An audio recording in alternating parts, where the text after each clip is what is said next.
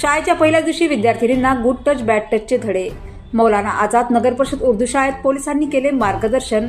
शाळांमध्ये विद्यार्थ्यांचे स्वागत, पोलीस अधिकाऱ्यांचे मार्गदर्शन आणि साहित्य वाटप.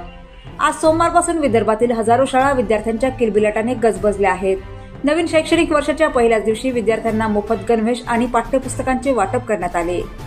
विकसित महाराष्ट्र 2047 या संकल्पनेला बळ देण्यासाठी आणि नवीन राष्ट्रीय शिक्षण धोरणाच्या प्रभावी अंमलबजावणीसाठी शालेय शिक्षण मंत्र्यांच्या आवाहनानुसार लोकप्रतिनिधी आणि अधिकाऱ्यांनी शाळांना भेटी दिल्या.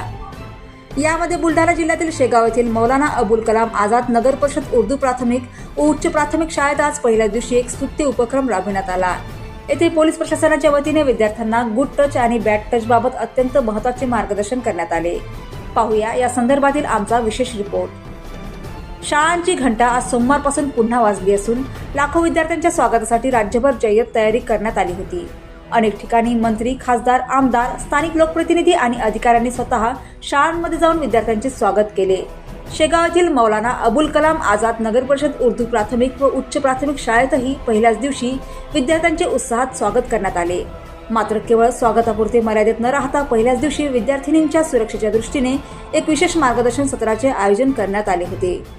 शेगाव पोलीस स्टेशनचे PSI संदीप बारिंगे आणि महिला police head constable Shabana Patel यांनी यावेळी उपस्थित राहून विद्यार्थिनींना गुड टच आणि बॅड टच या संकल्पनेवर सविस्तर मार्गदर्शन केले. मंचावर नगरसेवक नदीम पटेल, पत्रकार फहीम देशमुख, अब्दुल समद सर, मोहम्मद इम्रान अहमद देशमुख, शाळा समिती अध्यक्ष इर्शाद खान, मुबिनुद्दीन, काझी, रवी चव्हाण आदींची उपस्थिती होती. शाळकरी मुलामुलींचे लैंगिक शोषण, पोक्सो कायद्यातील कडक तरतुदी, तंबाखू, दारू आणि ड्रग्स यासारख्या व्यसनांचे दुष्परिणाम तसेच मुलांसाठी सुरक्षित वाहतूक व्यवस्था या अत्यंत संवेदनशील विषयांवर पोलिसांनी विद्यार्थ्यांना मार्गदर्शन केले. वर्तन, लैंगिकता आणि लैंगिक अत्याचाराशी संबंधित पैलूबद्दल अगदी सोप्या भाषेत विद्यार्थ्यांना माहिती देण्यात आली.